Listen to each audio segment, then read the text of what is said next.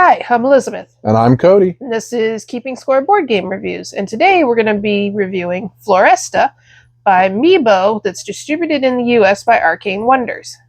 This is a member of the Dice Tower Essentials line that Arcane Wonders has, and that usually is reserved for like the best games. So why don't you tell us a little bit about the game? So Floresta is all about managing forests in Portugal.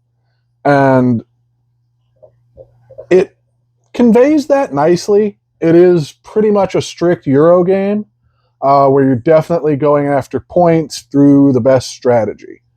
What I really like about it is each one of these forest squares here, where you can see the pieces, has an alternate side. So you shuffle those up at the beginning of the game, flip a few over and toss them out.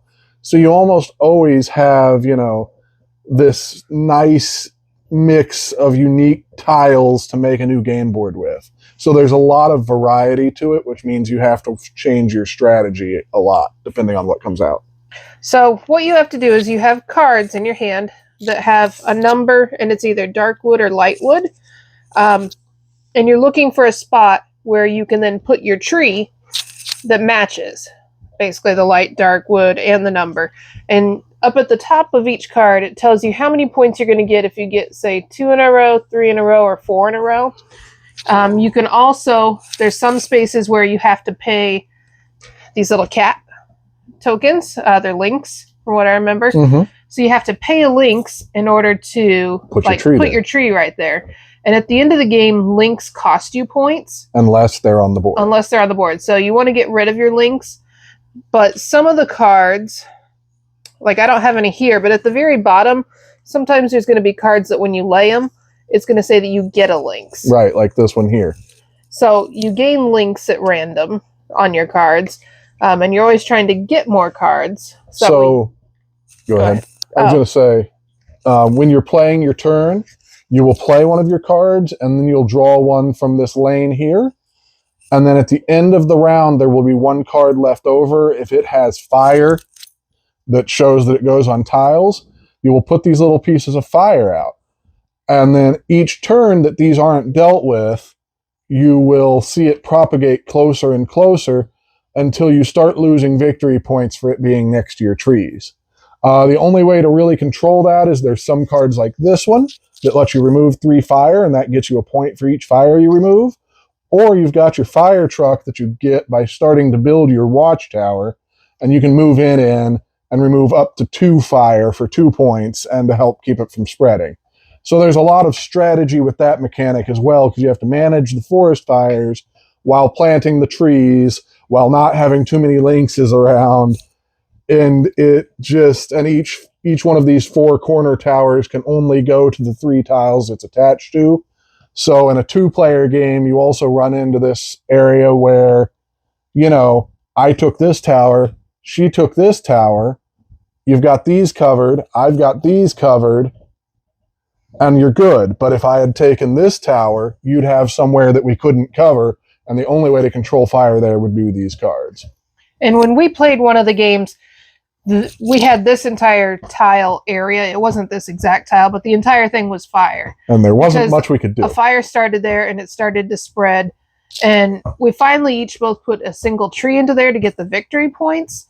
But then we were also losing points at the same time, because every single turn that happened, we were losing a victory point for having a tree next to a fire. So it's kind of a catch-22, but there were enough points that you got for going into that area that it made it worth it. Yeah, the only reason we went into that area is because the lynxes were down here, and we both had to get rid of our lynxes before they cost us points. Yeah, so it was a mess, but it was fun. I mean, that's the key. It is all about these layers of strategy, and I really like that because it's very puzzly, and you have to think before you do anything, because everything you do can also have negative side effects depending on what you're trying to get done.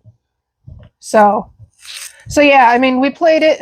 I was sick. I've been sick for a while, and so it didn't necessarily sit as well with me because there was a lot of moving parts to try to keep track of. I got annoyed that the fire was spreading, and that I wasn't getting the cards that I needed in order to be able to move things.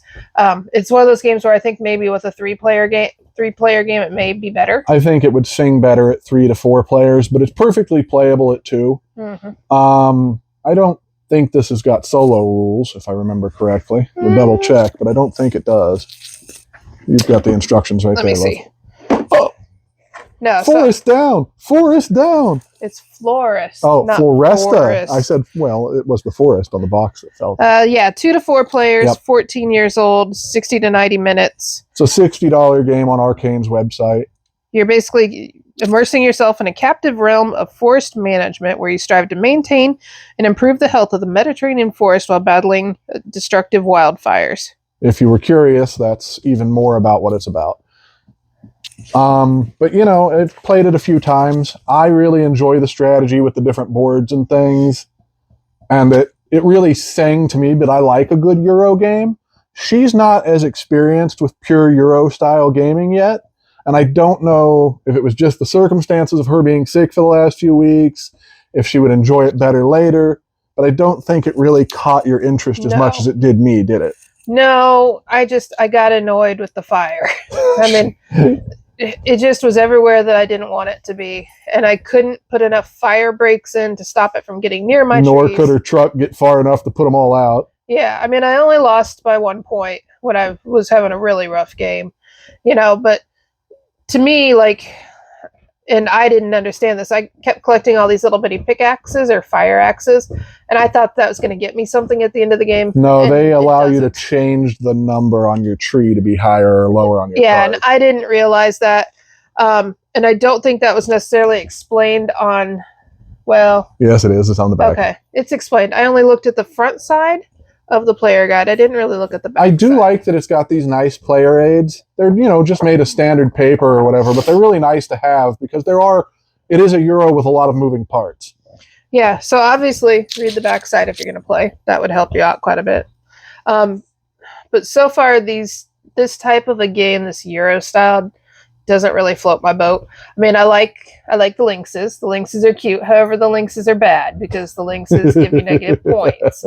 So I like the things that make me lose, which isn't necessarily a good thing. The firefighters on the cards were kind of cute. You know, there's some nice scenery on most of the cards.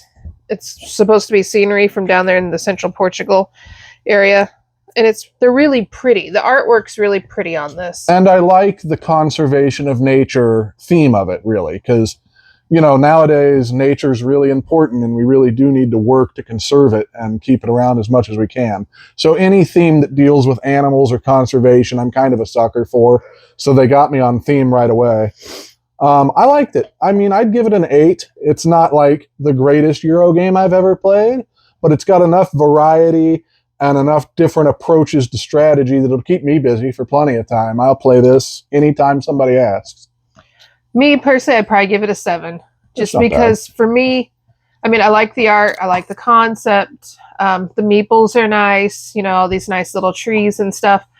But for me, there was too many moving parts. And it could just be because I was sick when we were playing it. But for me, it wasn't cute enough. It's something that, you know, you'll play if I ask, but you're not going to be the one to go, hey, let's play Floresta. Yeah, I'm not going to be like, oh, let's go play Floresta tonight. You know, that's not going to be for me. But I may ask her to do it, though, and she probably will. Yeah, so, I mean, a 7, you know, and that's mainly just because this isn't my style of game by any means. So, but, you know, on our scale, a 7 is still a really good game. I mean, unless we're scoring something, a 1 or a 2, it's a pretty good game. So that's our thoughts on Floresta. You can get it on Arcane Wonders website, and it's $59.95. Totally worth it, in my opinion. I liked it quite a bit. So, guess that's it for this week.